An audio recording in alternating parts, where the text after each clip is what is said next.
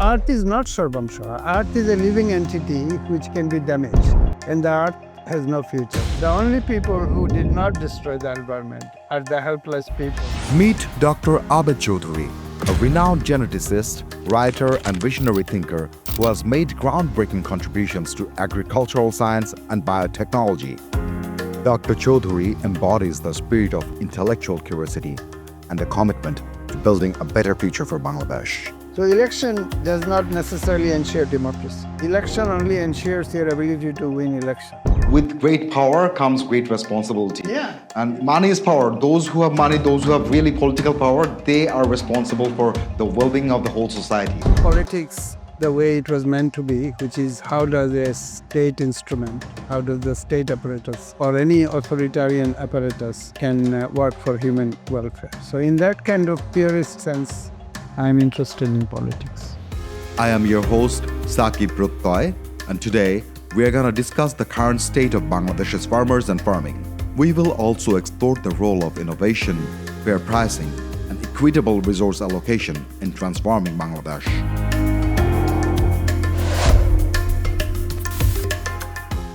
Dr. Chaudhury, thank you so much for joining us. So can you just briefly tell about yourself?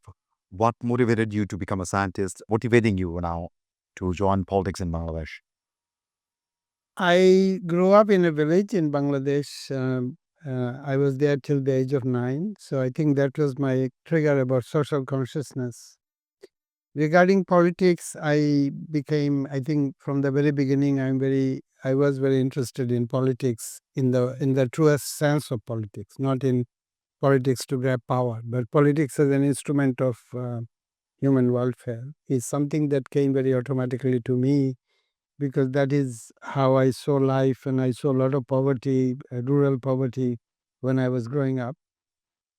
More recently, after all these years of being overseas and everything, I have become interested in the politics in the truest sense. Politics, the way it was meant to be, which is how does a state instrument, how does the state apparatus or any authoritarian apparatus can work for human welfare. So in that kind of purest sense, I'm interested in politics. So basically you want to serve the people.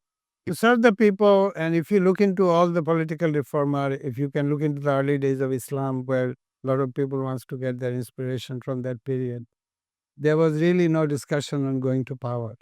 Power was not explicitly discussed. Power was implicit. Power was not displayed. It was thought bad taste to display power. But if you see in the new incarnation of politics, which is kind of a Western brand, you have seen that politics has become what I would call ruthless. It's a ruthless journey to get into power. And in Bangladesh also, everyone is saying that what is politics for if it is not for power? And I watch a lot of talk show, and I see people are very direct about it. People, without batting an eyelash, they're saying, oh, we must organize ourselves to get to power. And I think that is an abomination of politics. It is, definitely. And that's the thing.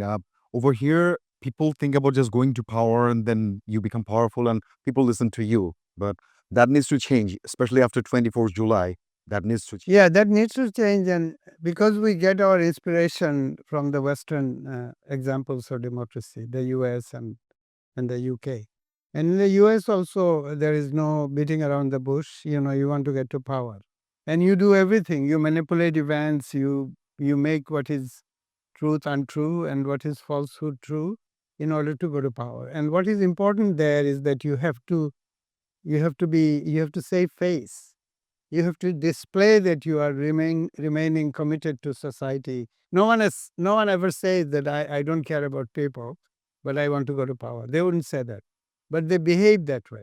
They behave as though they have no interest in the welfare of the people, but while keeping the facade that they are very benevolent, they are very pro-people. So that kind of duplicity is also the integral part of modern politics.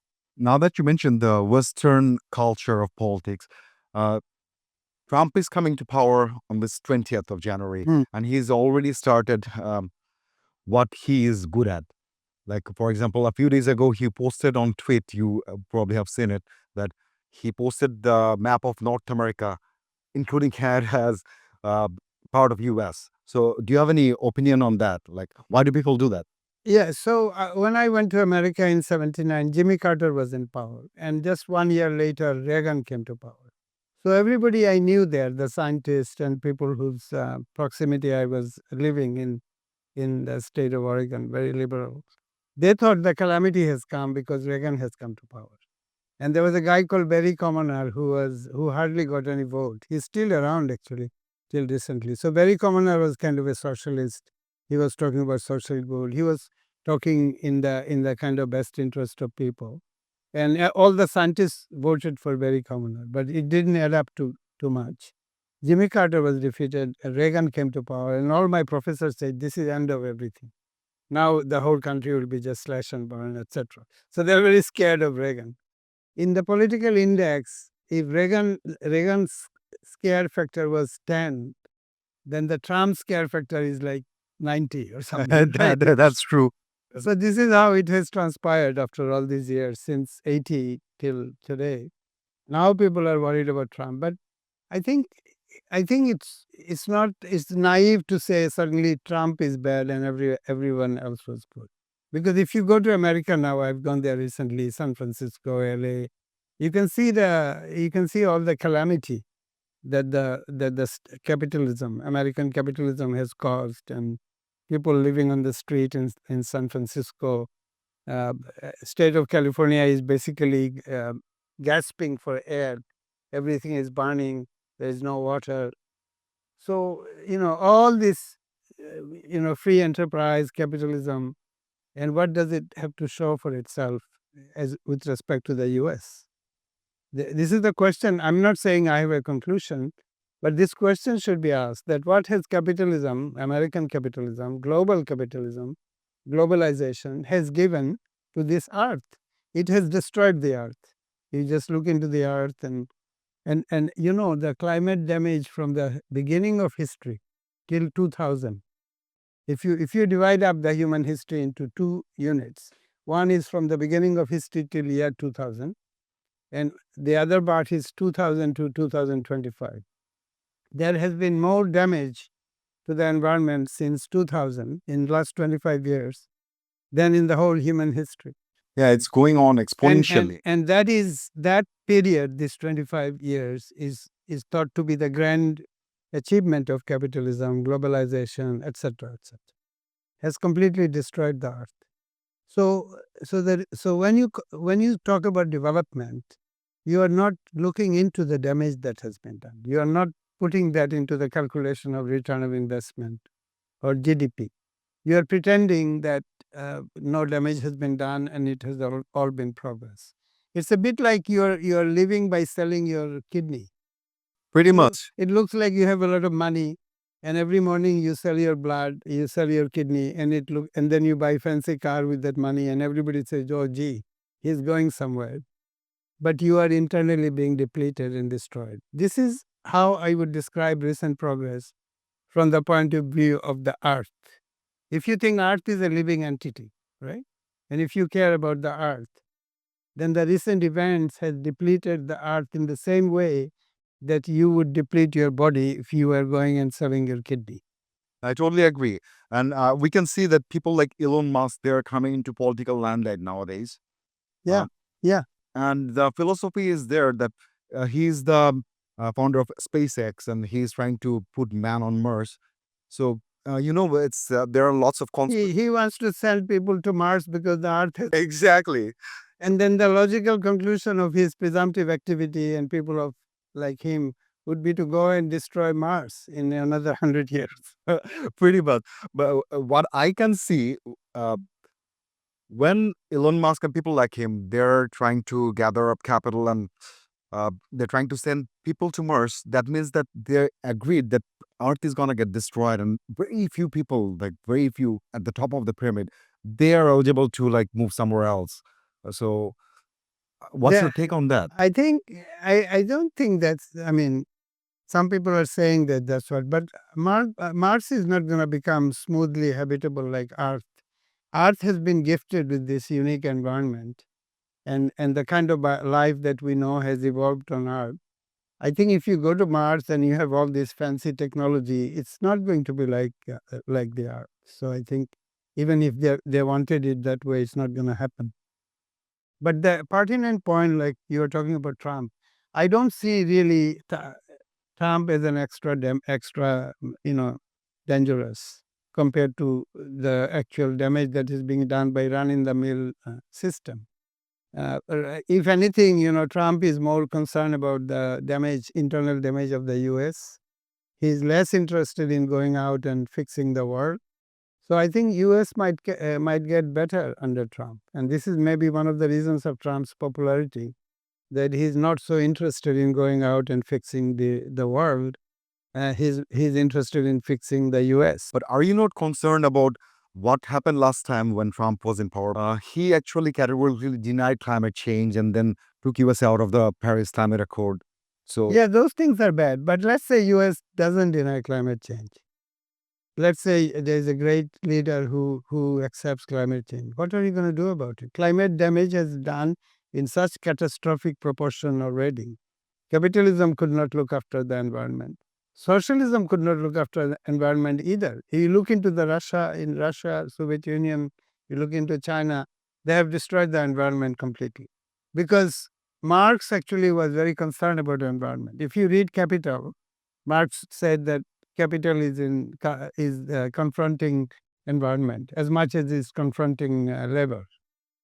And what the Lenin and Mao and others, they took only the confrontation between capital and labor and built up their whole strategy of resistance around it, but completely ignored the bit where Marx was talking about how capital will destroy the environment.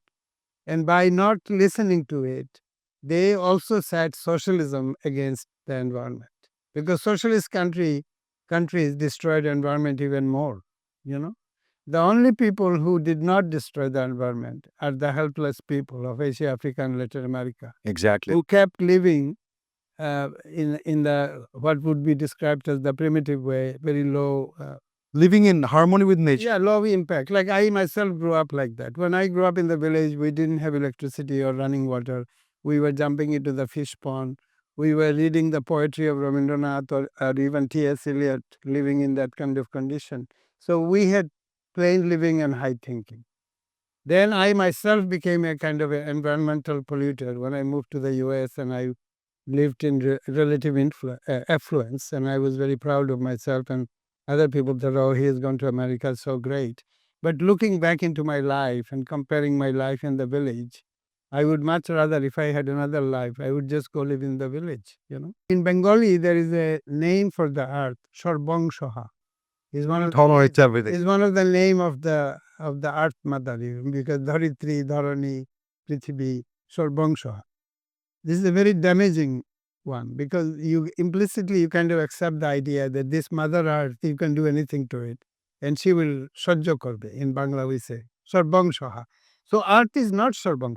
Earth is a living entity which can be damaged. So there can be some insult. There may be, when they were during African savanna, human race evolved, the kind of damage and the kind of digging was nothing. She was Shorbongshwa At that time. at that level. Yes. But then you come with your tractors, you come with your airplanes, and you come with your, Nuclear weapons. nuclear weapons. You dig up everything, every piece of. The other day I saw that some gas has been found in Bangladesh, and it's a great. Bay of Bengal. Yeah, no, in Sylhet and some area, because they're always digging and looking for gas. So you get methane gas, every molecule of methane gas in the cavity of the earth. Human beings want to get it out. They don't want to leave any gas underneath. You see the amount of rapacious greed. I mean, it is just catastrophic rapacious greed. When you extrapolate it to 7 billion people, and you have 7 billion people greedy at this level, and the earth has no future. Earth is not Shorbongshwa anymore. Earth is just gone. And this is exactly what has happened since 2000. So I think, talking about Trump is just a little blip. It's not an important discussion from the point of view of climate change. Important discussion is that how can we change ourselves so we are not damaging the earth. whether there is Trump in power or Biden in power or some great humanitarian is in power in the US. The question is, can he craft a pathway for America? And similarly, could there be someone instead of Putin who would similarly lead Russia and China? That to me is a much more important question than getting too worked up about whether it's going to be Biden or Trump or Kamala Harris. Because frankly, what Kamala Harris would have done. Same policy. Paris Agreement, Paris Agreement, the issue is becoming a joke. 1.5 degree, but it's not going to happen because everyone is polluting. Recently people went to Baku, and why did so many people went to Baku? Why didn't they just stay where they were and talked in Zoom? Because they would have saved the earth. Some people from Baku rang me in a very excited way, almost lamenting that why I am not in Baku. It's not that I'm so sanctimonious that I didn't go to Baku because it's going to do climate damage. It's not like that. And I'm part of it as well because I fly around a lot. But this is really the issue. Individual politics around a particular leader, these are, of course, very important. But our climate peril is 100 times more important. Yeah.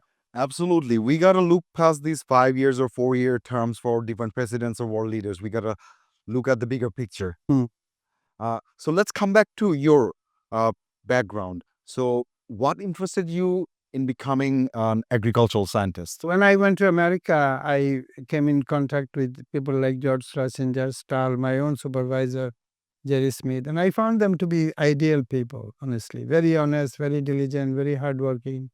And I immediately was attracted to that kind of personalities and wanted to be like them. So that's why I gravitated towards what we call molecular biology. And then I was in US for 10 years actually. But back in my head, I always had the idea, a memory of my upbringing in the rural area around agricultural activities. So I guess subconsciously I wanted to do agriculture.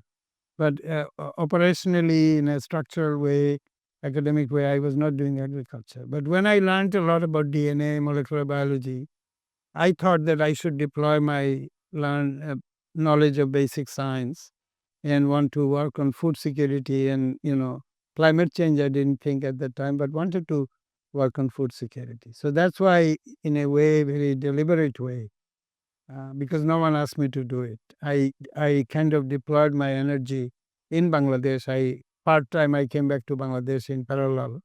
So I kept doing my thing overseas in order to earn some money. And then whatever excess money I had, I deployed in this country since about 2000. So for 25 years, I work here with my own money, and I work in the rural community. I think agricultural research is not the impetus. Impetus is that I'm serving that community and I'm living in the village. So I find it inherently a very appealing activity. You mentioned food security. So, for food security, you've done a lot. You have invented the poncho rice. So, can you tell me about it? Yeah, so I thought I should do something in the Western world. We call it BHAG, big, hairy, audacious goal. BHAG. BHAG means sending people to the moon. BHAG means, finding a cure for cancer. So this is a kind of a big impact science that everybody aspires to do. And in fact, institutions want to do BHAG. And I thought, what would be my personal BHAG? And to make a long story short, I thought my BHAG should be making rice 5 harvests, because rice is 1 harvest. So you can imagine it's a very audacious goal. And everybody said, no, you just waste your time and money, and why are you even want to do it? Even in Bangladesh, people told me, like secretaries of the ministry that I went to, and I was waiting to see them. They thought I needed something like a license or a permit. That's why I was waiting. When I engaged them in a discussion around food security and educational reform, they said, oh, why are you doing this? You have gone away. You're living well. Just stay there. You come to this country and see your relatives, fine. But why are you sitting in the Sachibalaya since 9 o'clock, and I get to see the secretary maybe at 12 o'clock? And everybody thought I was waiting there for 3 hours. Must be I needed something. And they were astonished to see that I didn't need anything. So I think initially for 2-3 years I did that, and then I thought I don't want to even meet these people anymore, because in this country the ruling class is not pro people at all. In their heart, they get up in the morning, they look at them in the mirror, and they're not thinking about the people. This is the problem in this country, that hardly anyone. So in Islam, we have the concept of farz-e ayn and farz-e kafaya. So some faraj is like that, like burying somebody and doing janaza. If few people do it, the other people are off the hook, right? Kifaya. Kifaya. So the social good is like that. Everybody doesn't have to do social good, but in a civilized society, enough people or a critical number of people are doing social good, and everybody else is benefiting from it. In our country, hardly anyone is doing social good. Everyone is going after raw profit. Profit out of everything, profit out of what looks like social good. So as a result, these rule of commons, we call it, that enough people think of like a common destiny. And in an organismic sense, if you think of the whole earth and whole human race is an organism, one organism, meta-organism we call it, then for that organism to survive, for the earth to survive, there must be something within the system which is benign and benevolent and working toward the sustenance of the whole system. Unfortunately for our country, that critical number of people, the lowest common denominator kind of number, is not there. As a result, the whole society is collapsing. You go to the village, you go to 87,000 village, one after another. What do you find there? You find that kids are dropping out of school. You find that people don't have enough to eat, about 25 to 30% people. Although we are pretending that there is no problem of hunger, is completely wrong, because I live in a village. I get to see who is eating and who is not eating. And this is worse than what was in 1960s in Pakistan time, and Ayub Khan was in power. There was more optimism, more dynamism when I was in high school and Ayub was. I'm not promoting Ayub or Pakistan or anything. I'm just saying. Talking about the time. Yeah, the time of 1960s was a time of vibrance and optimism. Bangladeshis were discovering Rabindra Sangeet, and Chayanot was coming into existence. So there was a lot of optimism in the air. Today you find that it is not like that. Maybe it's a bit like that during after the latest revolution. But that effect of revolution is fizzling away. No one is harnessing it. Like a wild, you tame the horse and get something out of this upheaval or revolution or whatever you want to call it, which is a very good thing and developed a lot of aspiration. But that aspirational optimism is being allowed to fizzle away, Exactly. That's what's happening. It's been 6 months almost now. Yeah. Since July, and we are losing hope every day. Well, we should not lose hope, because we are not a passive entity. So we should be the agents of hope. I always try to think of myself every morning that I'm an agents of hope. So I don't say it because I'm trying to be pessimistic. I think there is still time. We should really understand the society. Some students, young students who are activists, talked to me recently, and I said, look, in order to fix the country, you have to understand the country. So if you look into the village and you look into the lowest strata, to them the national anthem, Rabindra Sangeet or what, means nothing. We have created a society where the bottom 30% people don't even connect with the essential symbolism of the state. Then you have a kind of a bulk of the middle class, and they were participant in this recent change. And to them, maybe this means a bit. And then you have the upper crust of the society who owns everything. And they did not go to the upper crust by doing proper business or entrepreneurial activity or discovering something. They did it via loot and plunder. Exactly. Plunder. So the whole persona of the country, if you think that these top people, they represent the face of the country, most of them, I don't want to, say negative things about everyone. There are always exceptions, but I think by and large, if you take if you do a research and say one by one these top people, what do you find? You don't find that there is no discovery. Bangladesh is one of the lowest in innovation index, even by the standard of South Asia. Out of the 12 or 10 countries of South Asia, Bangladesh is 8th or 9th. Bangladesh is with Afghanistan and Burundi in terms of amount of money we delineate towards research and development, as well as the WIPO, World Intellectual Property Organization, publishes the innovation index. Bangladesh is one of the lowest in the innovation. In our universities, we don't have any research going on. But if you meet a university vice chancellor, if you meet a top bureaucrat, if you meet a top business leader in this country, they are very smooth, they are very English speaking, smooth, sophisticated people. They live in very fancy houses. They're very wealthy. But what is their output for this country? And so I said this to one person who is eminently successful. And I said, look, you people like this upper class people, you don't have any vision for this country. And he said to me that if I didn't have any vision, how come I am so rich? So he's congratulating himself for being rich. I said, you have vision for yourself. That's why you're rich. I don't mean that kind of vision. I'm not interested in your own vision for yourself.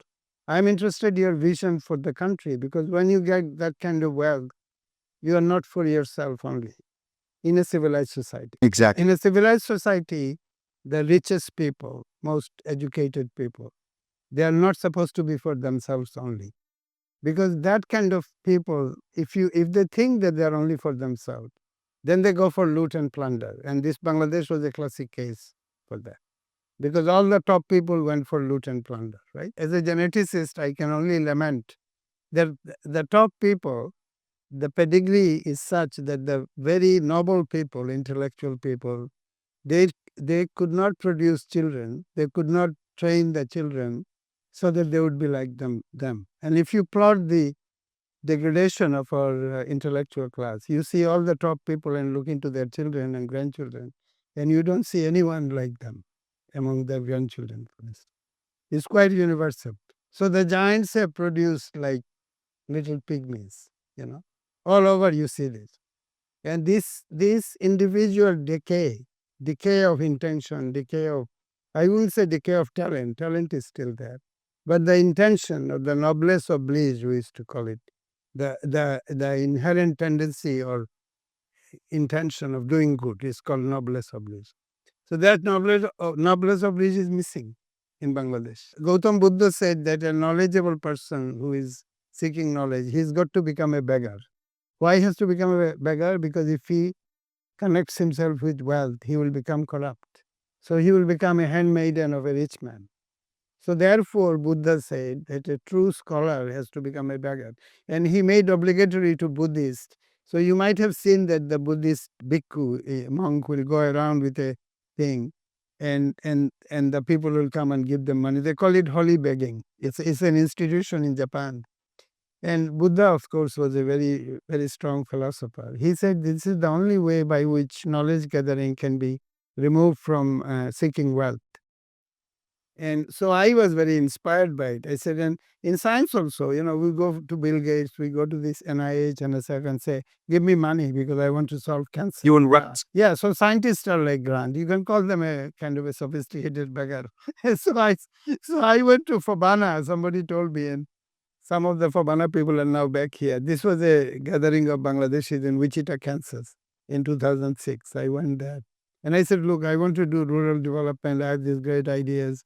So why don't you 1,000 of them give money and pull the money and we'll sequence the jute genome. I actually was the first person to suggest the sequencing of jute genome. Later, government sequenced the jute genome. But this was the beginning of my activity or intention of coming back to Bangladesh, but also raising money in a way that is now called crowd financing. And imagine how many Pravasi Bangladeshi millionaires are there, or somebody who is not maybe a millionaire but similar. And if they were to pull just K one time 1,000, this country could catapult into an important place in research and development. Instead of doing that, they are making a lot of noise. They are calling all these meetings. They are kind of organizing an RB conference and giving a lot of seminars, but they're not putting the money where they should. And this kind of inactivity, because see, in contrast, the expatriate, a lot of other expatriates, The Jews and the relationship with Israel. I mean, we don't like them in the context of Palestinian. That's another issue. But their dedication to their cause, their dedication to their ethnicity or their religious memory is of very high order. And if Muslims did the same thing, Muslims are not committed to their own societies in the same way that the Jews are about Israel. And even however we criticize Israel for going and oppressing the Palestinians, this part of their commitment is something we could imitate.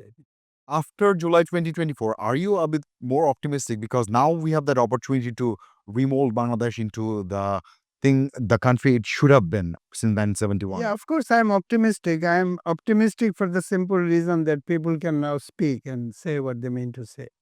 So I'm saying a lot of things now that I never said before. So there was this idea that you cannot speak up about things because people were arrested, like Shahidul Alam was arrested, and we knew that because I knew him very well. So that fear was there. And that atmosphere of fear was just a very bad thing because you have to be able to discuss. One of the hallmark of civilization is that if you take away this right to speak, then the society goes down very fast. So for that reason, I'm very optimistic. I'm also potentially optimistic that something better will come out, though I'm not sure. I mean, that is remains to be seen. The question is whether the people who want to come to power, whether they want to get into the heartland of the country, because this is what historically we are not doing. There were more socially aware politicians in this country in Pakistan days in 1960s than there today. We don't see a Bashani today. Yeah, there is no Bashani today. I was actually invited to Maulana Bashani University for giving a talk. I just came back from Thangail and I went to see Maulana's house. And I actually went there during Farakka March in early 70s. And he had a big dakchi and he was cooking khichuri and everybody was. And a lot of the people around him, Qazi Zafar, Rashid Khan Menon, Mr. Anatullah Khan of Holiday, I went there in his car. And those kind of people are not there, or they have gone into a road which is not the road of public benevolence. Right, a lot of people around Bashani, they have become millionaires and they have ditched their ideology. Right now, people think that it's just a old-fashioned thing because most people tell me, they get to me say, "Why are you doing this? Clearly, you don't want to go to power. You have not stood for any election. You don't seem to be wanting to make too much money. So why are you doing that?" They think I'm a loser. Because this idea of this word loser is very common. Loser is the person who wants to do social good and doesn't want to make any money. It's called loser. So not only you want to damage yourself, you want to criminalize or belittle the one who wants to do social good. So this is a recipe for destruction of the society.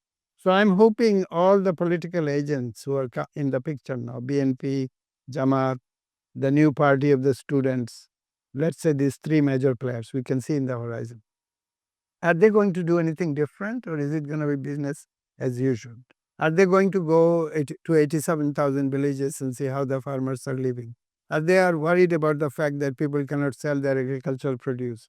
Are they going to surrender the whole country to contract farming so that the big money people will just go and own all the villages and our farmers will become like industrial workers? That seems to be the road they are going into. That is going to destroy the whole country. That is going to destroy the environment. So does BNP have a policy or Jamaat have a policy on this issue? It seems like they are only interested in the maneuvering of processes of coming to power. These are the discussion I see in the talk shows. Like who has got what, how many votes, who is aligning with whom, who can really give a hoodwink. Was the muscle power? Yeah, in English we call it hoodwink. You create some facade that people think you're something, but you're something else. That kind of fraudulent behavior is what politics promotes in many countries, including this country. So after all the revolution, July Revolution, so many people lost their life and everything. Is it going to be business as usual or is it going to be something new? So it is in that spirit and in fact in a state of desperation because I truly, truly want to participate into the welfare of this country, much more so than my own career or what happens to me because things have happened to me already, good, bad, or indifferent. I don't really care what happens to me in future. So in that spirit of desperation, I wrote a piece that you must have read saying that I want to start a political party. Not that I think I'm an eminently qualified person to do that, but out of desperation, because I could not see a party that I could join and still work for the people in this country. That is the truth. So can you tell me about your political philosophy and what this party is going to be like? What's the difference it's going to If have? if this party were to exist, let's say, so frankly, I think I would like to do it through young people, and I can be a advisor or something. That's how I'm thinking. So that party should be truly a common grassroots party. It's the party, let's say, a bit of Bashani, if you want to see what was happening. So Bashani knew all about all the crops. I listened to his talk in the late 60s and later even visited him. He had a lot of detailed subject matter knowledge, as we call it. Right? Now I meet a politician, he has zero subject matter knowledge. He doesn't know anything about rice agronomy. He doesn't know about wheat. He doesn't know about maize or any other crops. He doesn't know about a lot of things, but he thinks he can grab power and become, let's say, an agriculture minister, right? So I talked to a lot of agriculture ministers historically, or secretaries, and I try to engage them on some discussion, subject matter discussion, as I would call it, let's say on cultivation of maize or corn. Typically, they would say that this is a matter that I should discuss someone who is like 3 steps below them, like a scientist, research scientist. Then I go to the research scientist. I was very naive, so I said, okay, I go to the research scientist.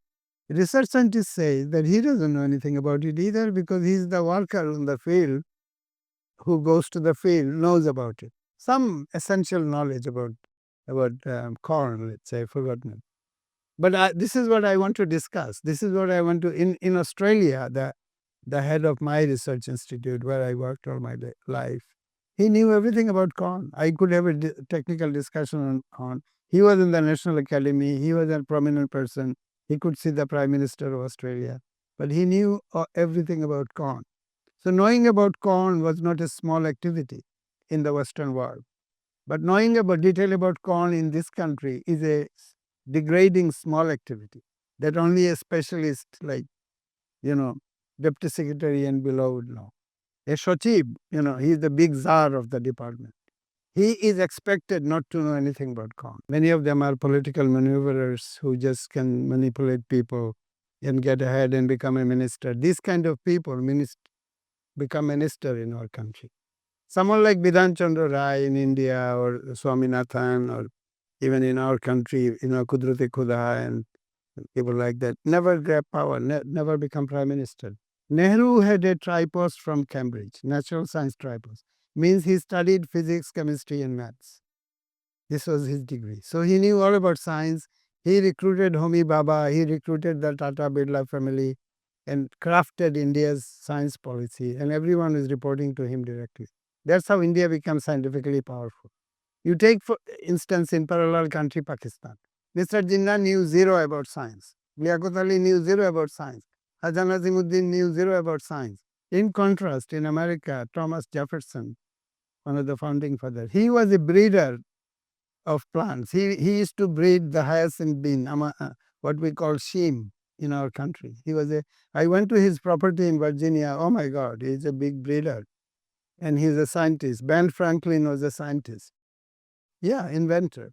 So where has this country ever put anyone in power who is a scientist? So my teacher, Moin Khan, I shouldn't name people, but he was a scientist. He studied physics. I used to discuss physics with him. Then he joined BNP politics. And since then, I have not seen from him any interest in science. You would think a person of his background would be a champion of science within the party. He did not do that. He did very well in BNP politics, he's the Sthayi committee and all this. But honestly, has he ever written an article on the scientific development of this country? I didn't read it. The top people in a civilized society, if they are always thinking about common good, then this country will become powerful. Exactly. Even kids today, the kids that watch Marvel movies, they know that with great power comes great responsibility. Yeah. And money is power. Those who have money, those who have really political power, they are responsible for the well-being of the whole society. We have had the but we can make it that way. we can make it that So way, let's say right, talk about this new party, the Students' Party. They could become like that. So I don't know how they're thinking. The top people, maybe you know them, I don't know them. Are they thinking of something different from the beginning, or they're trying to become a virtual replica of BNP, a weaker BNP? Is that what they're aspiring? I don't know. what they say. They are looking for something different, but only time will tell. But difference will not come from intention of having difference. Intention is irrelevant. Action is important. So I met some of them, maybe not the top echelon, but some of them. I said, look, in order to have something new in this country, you have to understand the country. And I went ahead and said that there is really no one country. There are at least three countries. The lowest strata of the people, to them, national symbolism mean nothing. They're just struggling all the time. So most people in my village, I go and say, Amar Sonar Bangla, Ami Tomar, whether that should be the national. They don't care. They have no idea about it. Huh. So the Beshura, they may chant it in a offbeat way, but they don't care about the national anthem. They don't know about Bhasha They're not part of what we call Bengaliness or the symbolism. So they are completely. Why are they out? Because the top people who are crafting this ideology don't care about them. It's almost like they live in another country. Then you have a middle people who are partly part of it, but they're still struggling with daily life. So if you tell them too much about this thing, they will get annoyed. They will know a little bit about it, but it's not in their passion. And then you have the top people who are really exploiting this country completely. They are, involved in price hike. Most of them want to go overseas anyway. They're just their children are waiting to give this IELTS exam, which is the most popular exam in this country, because they want to go somewhere. And students who come to me and I want to talk to them science and patriotism. They want to discuss with me IELTS and the pathway of going to Australia and the US. So these are three countries, and you cannot just say there is one country. And they're discussing about who is a Hindu, who is a Muslim. It's completely irrelevant. The class is important. Exactly. So a lowest class Hindu has no affinity for the high class Hindu because they are not part of the same country. In the same way, the lowest class Muslim has now affinity for the political czars of this country because they are not of the same country. And we should recognize it. And all this tamasha about, Hinduism and Islam and all this thing is just a sideshow and is completely irrelevant. Just to distract people. It is to distract the actual socio-economic issues of this country, the class conflict in this country. I don't want to utter conflict because people will say, oh, I'm kind of a Marxist fighter or something. I'm not. It's the reality. But you cannot ignore the analysis of Marx and similar people. Gramsci, not Marx alone, Gramsci has talked about. And now we pretend that it doesn't exist. It has somehow become a smooth country where everyone is under the same flag. But we have not become a family. Like Muhammad Yunus, Professor Yunus says, oh, we are one family. Who is in the family? The rickshaw puller and the guy who lives in the Gulshan Avenue is in the same family? What kind of talk is that? Exactly. We know that Bangladesh used to be an agro-based country, still is, and over 42% of the people, they are still employed in the agricultural sector. So the party that you are thinking about forming, how would it advocate for farmers' rights, especially, fair pricing and land grabs, these kind of things? It should first define what this country's core values are from a point of view of social justice, from the point of view of the lowest strata, the majority people, right? Because now when we talk about oppressed minority, we are talking about, Chittagong Hill Tracts people. We are talking about Hindus. We are talking about different minorities. But what about the actual peasants who happen to be the core people of this country? Just because they are not of another religion, they are not important.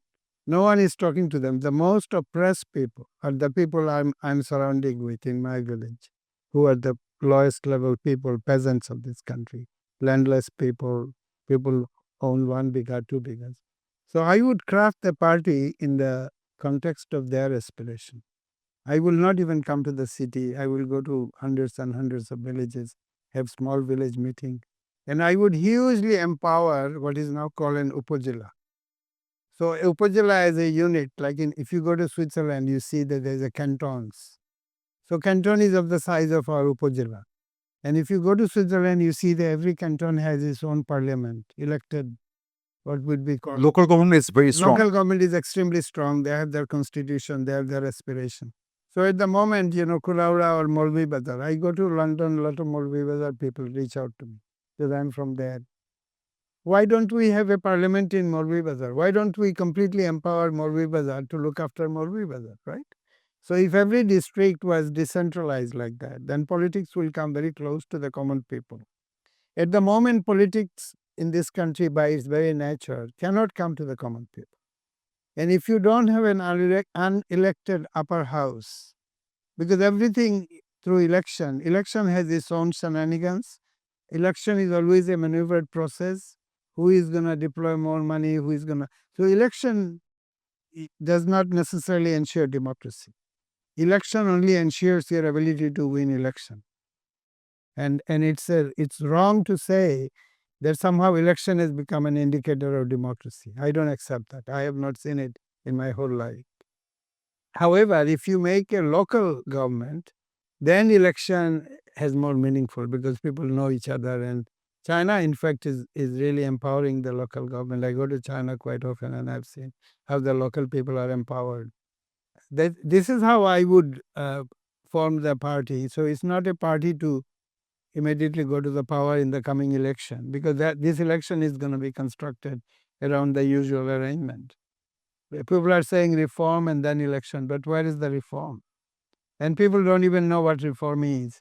When they talk about reform, they're talking about changing superstructure like constitution and what is in the preamble of the constitution. Honestly, this is so unbelievable because in my village, I know hundreds and hundreds of people, real Bangladeshis, and my adjoining village, I walk around. I could not find a single person who has anything to say about the constitution or the change of the constitution. They don't know what was in the constitution in the beginning, nor are they interested in changing the constitution. So this is just a false thing from the point of view majority of the people, but has grabbed everybody's attention. They got some expert from overseas. He's making all this noise. Public government reform of all the officers are in cahoots with, I don't know, I mean, I don't want to comment, but it seems like these kind of power arrangement. We have to change the bureaucracy. Well, what I find personally insulting, that here I'm living in this village and I'm consumed by the life and vagaries of the rural people, and to me that is the country. And then I sometimes look into the TV because I have a TV in the village, and then I see all the talk shows going on about constitution reform, and to me it seems like watching a soap opera. It's like a talk going on. From the reality of the village, what is going on in Dhaka seems like a mega serial natok. And that is the crux of the problem of this country. That if we really make our politics truly representative of the aspiration of the people, rather than an imposed natok, where the overseas people are most important, so whether Trump is in power or whether Muhammad Yunus knows Trump as much as he knew Biden, this is a major crisis for Bangladeshi people. I mean, it's the only time in history I have heard that another country's political change has become an existential threat, according to some people. I don't know whether Muhammad Yunus is thinking like that, but why should that even discussion take place? Honestly, why should we worry about their politics as much as we seem to be worried about? So these are very fundamental issues. So my aspiration to have a party, whether I do it or someone else does it, has these major obstacles in its front. And it could be a party for social change, not wanting to go to power, but wanting to do social reform and knowing details about the village, about the crops, about the rivers, about the land and how we are going to lose the land. So I see it more like a social movement rather than a political party like that. So, be it a social movement or a political party, but you would like to start from the grassroots, right? Yes. Local governments, and Yeah. then power is important because only by going to power you can change the policies. So power would be, I would tremendously empower the local government. And I know a lot of people will criticize me, and it's becoming almost very close to the electoral process, where, let's say, an Upajala representatives and all the Upajala representatives who initially come to power will then finally decide who come to power in Dhaka. Through that kind of participatory local democracy, if a democracy were to evolve in Dhaka city, then they would be truly representative of the aspiration of the people. But the way it's proceeding now, it is just all the parties like BNP is very similar structurally with like Awami League. Exactly. Maybe the excesses of Awami League will not be there, but beyond that, Jamaat, have some arrangement. But these are not really integrally connected with people. Truly democratic party, they are not. Any of them. Yeah. In Bangladesh's Mukti Yuddha's declaration, there was this human dignity. So when humans don't have dignity, when you are just running all day just to put food on the table, how can you even think about speech or constitution or anything else? So do you think that shouldn't that be our first priority now? Yeah, in fact, you have touched on something very important. So I was even thinking as a thought experiment, as an idea, that poorest of the poor, the representation should be based on the economic status. So that's another idea I had. So let's say there will be number of parliament. Let's say if there are 100 member of parliament, 33 will be there from the poorest of the poor people, because they are actually like people are poorest of the poor is 30%. So why shouldn't actual representative of those people should be in the parliament on their behalf? How can a person who is hyper rich in an Upajala, let's say, a rich man, businessman, how can he represent the lowest 30% people? It's not clear to me. He will not. He doesn't understand the need. So that is another suggestion for Mr. Ali Riaz or whoever is interested, is that we need to have stratification of representation based on economic status. So all the rural people who are struggling, landless people, they belong to a community because they have fellow feeling, they have shared experience, they have shared concern. Just like the Gulshan society people, they are all mixing with each other, and the Gulshan people are a community. But they're not representing, they're not even recognizing that the rural folk should be a community, as though they don't matter, as though they don't even exist. That's how we're treating them. So I would encourage the economic stratification of parliament members through economic status. Would be a very powerful way of truly democratizing this country. One argument is that people who basically live below the poverty line, they don't have access to education, so they really don't know what's good for them. So what do you say to that then? Oh, that is just an abomination. That is to say that they are not even people, and therefore there should be colonial rulers for them, or they're like little children. This is like a fascist doctrine, I think. Yeah. Exactly. I think you have to accept the dignity of people, right of people, irrespective of their education. Our prophet was not educated. He was ummi. His one of his name was ummi. He was unlettered, right? And you mentioned that in Bangladesh and on the subcontinent in general, Pakistan and Bangladesh, we didn't have that many leaders who were scientifically well versed. So now that you are thinking about coming into politics, how would you incorporate science and politics, like in policy making and things like that? I would change it in the way that I've just described, empowering, truly empowering, and deploying fund for the rural poor.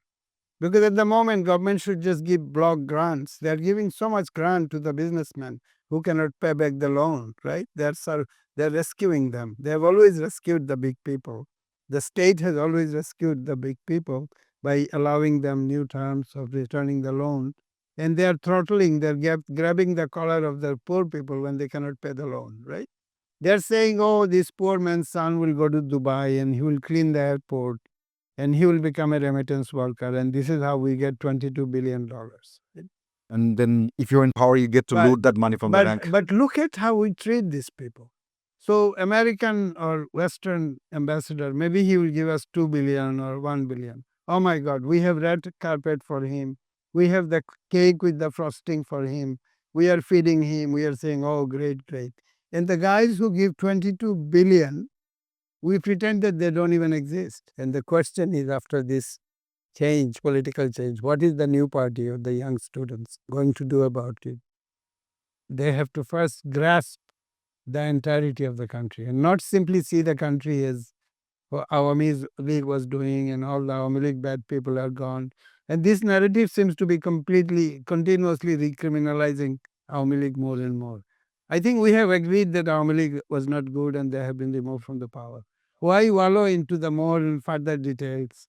And completely, when you should be thinking about the future and the new country, you are continuously repeating how bad Awami League is, and you're doing it to a level that is just, it doesn't look very proactive, you know. Yeah, it's more reactive, and I can't really totally blame them because they feel kind of insecure because Awami League is being rehabilitated by all the other political parties, and they're joining them. And But Awami League will get rehabilitated more if you don't have anything positive to say about your current condition. Now we have the freedom, right? Awami League is gone.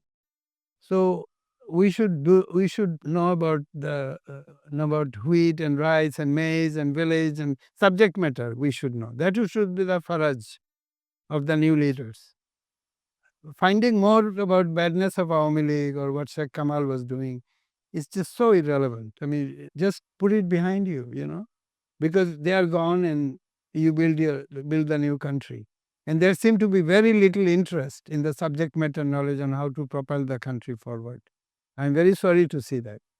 I mean, I don't see anything like that. I don't see a person talking about these kind of subject matter thing, which makes a country great. We have all the maoists who are just fancy revolutionaries who are secretly making money, you know. Where is the person in this country who was like Mao or Bashani? A new generation that someone should just go to read the life of Bashani and should be like him. That's what I would encourage the new students to do, you know.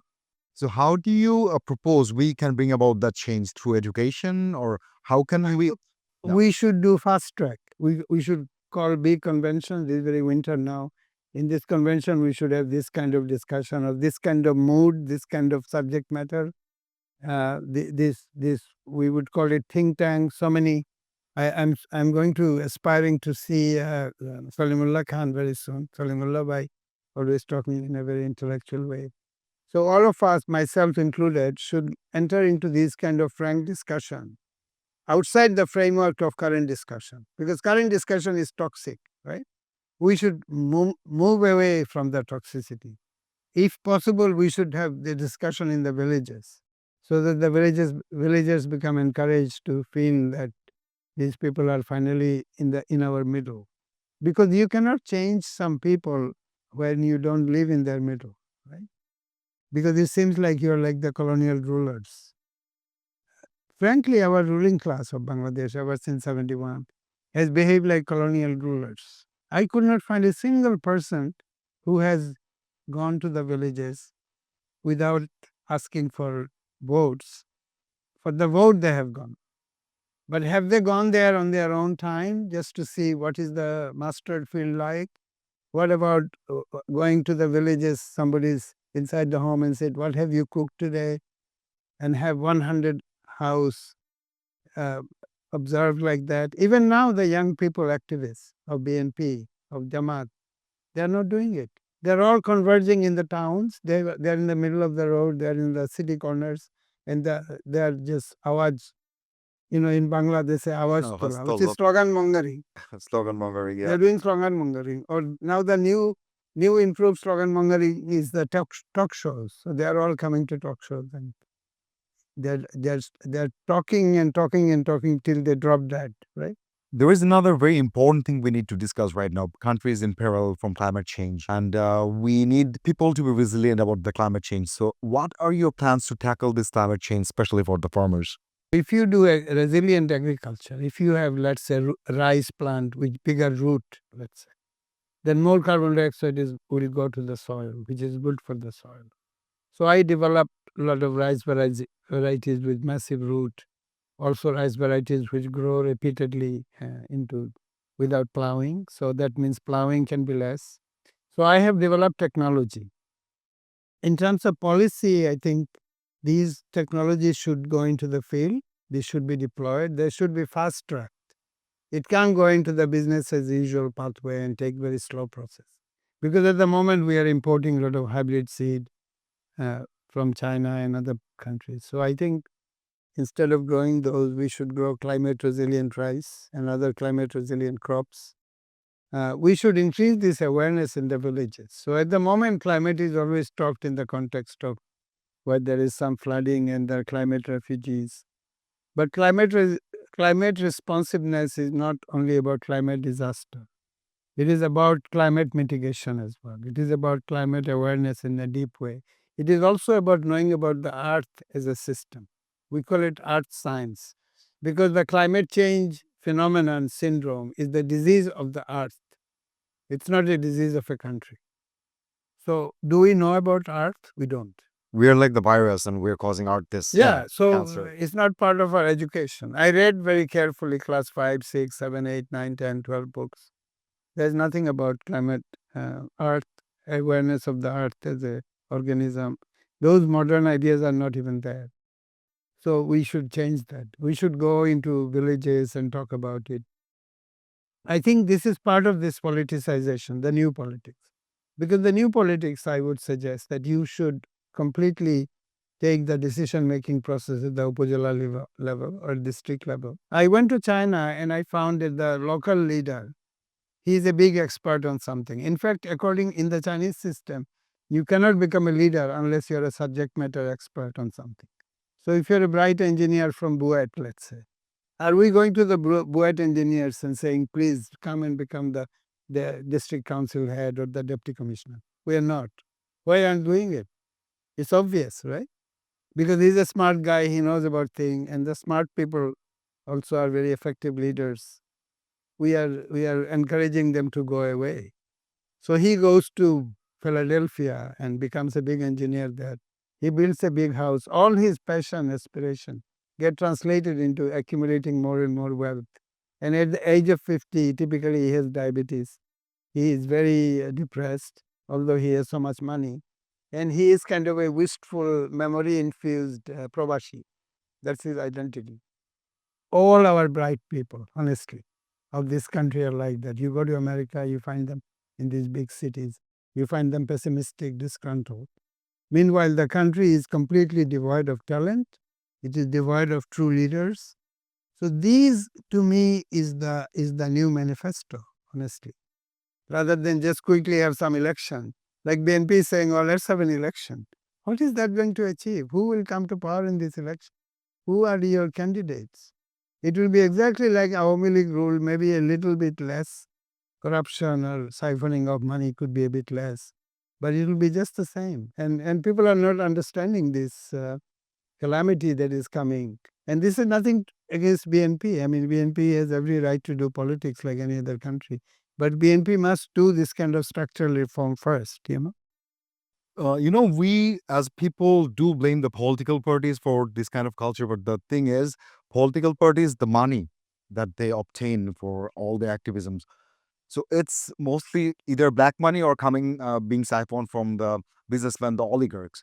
So how do you make people who have money understand that, okay, enough of accumulating wealth for yourself and your future generations, now it's time to give back? How can you make the mindset? I think by making, like as I said, if you make it mandatory that the poorest people will be represented by someone from them, and no money will be deployed in such election, maybe the poor people will give 5 taka each or something.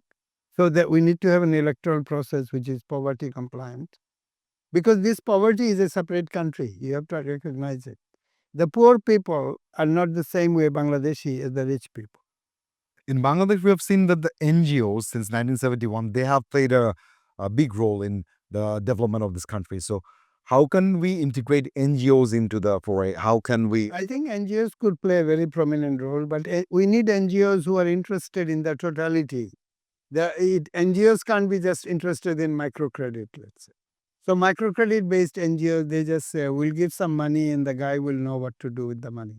That is not the case. Because if you just give him money, also give him ducks and goats and other things, that they can use the money. Then you have a total package. So in order to give him money and also knowledge about goat, you have to know about the goat, genetics of goat. Very exciting. Why isn't the guy who studied genetics of cows and goats and shrimp or fish not considered an intellectual? And some guy who knows some airy fairy poetry is suddenly the great intellectual. It is a big toxicity in this country, We should remove that. But again, coming back to politics, because we are discussing politics, we should make politics something deep study material, not some device to go to power. Because that is like banditry, like highway robbery, that you somehow want to go to power. In our country, all the politicians, they have 10 minutes attention span. And typically, there are exceptions. Typically, they're not very bright either, right? They're not like the smartest cookie of the village, the politician. They're average. So how can they possibly do it? You are average and you only have 10 minutes to think about welfare. So they always gravitate towards corruption. And one of the easiest corruption is the niyog banichu. Someone is being promoted, someone is getting the job, he's qualified, but he still has to pay 10 lakh taka. There is no other country in the world like that. You're siphoning, you're sucking the blood out of people by making it mandatory for them to give a hefty amount of money simply to get a job that they already deserve and they qualified for. Name me another country like that, you will not find it. So Nigeria, maybe. Nigeria, maybe. I don't know. I have no idea. But in Bangladesh, it's very pervasive, very pervasive. And I have seen it myself, but from very close quarters, how it happens. And what does it mean that the guy in power, he's powerful enough to give job, he immediately becomes a millionaire because he gets a lot of money at night in the sack, right? So then he becomes arrogant. He doesn't have to think about anything.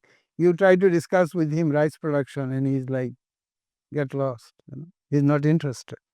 So it's not just the politicians, it's the bureaucracy left over from the British colonial rule.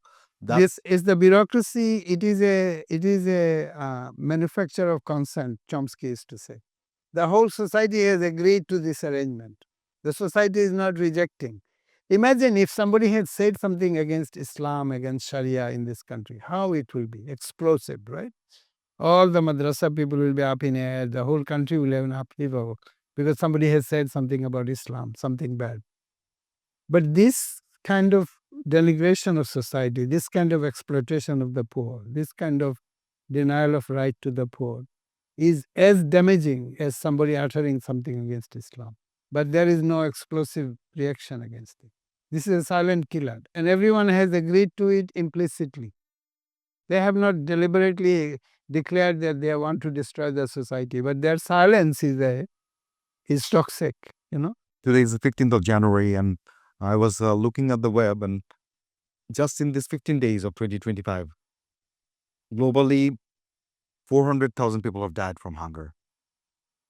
Every day, 1 in 11 people go to bed hungry. So Bangladesh have addressed that to some extent. Our food security is a lot better than it used to be. But if you want a proper Bangladesh, how can you ensure food security in Bangladesh? Yeah, very important question. Because I live in a village, I actually get to see hunger. I actually see the hungry people. I have made it a point of feeding the hungry people almost every other week just by organizing some food distribution. So to me, I think maybe hunger in this country is underreported because people are never in proximity to the hungry people. So how would they know? There is no orchestrated arrangement where somebody would go around looking for who is hungry. So I think the hunger reporting in this country is underreported. Somebody is just making up Our Bureau of Statistics. Yeah, it's just making it up, I think, because I cannot see how they could possibly have known in my own area where I get to see hunger. So hunger, I think there's this idea of zakat in Islam. I think is a very powerful tool for hunger alleviation. If the people who are supposed to give zakat organize themselves in a proper way and delineate zakat money for hunger alleviation, that will be a big step. Because the worldwide zakat is being given, I think, in the order of few trillions, not even billion, right? Should it be done by the state or privately? I think privately is good.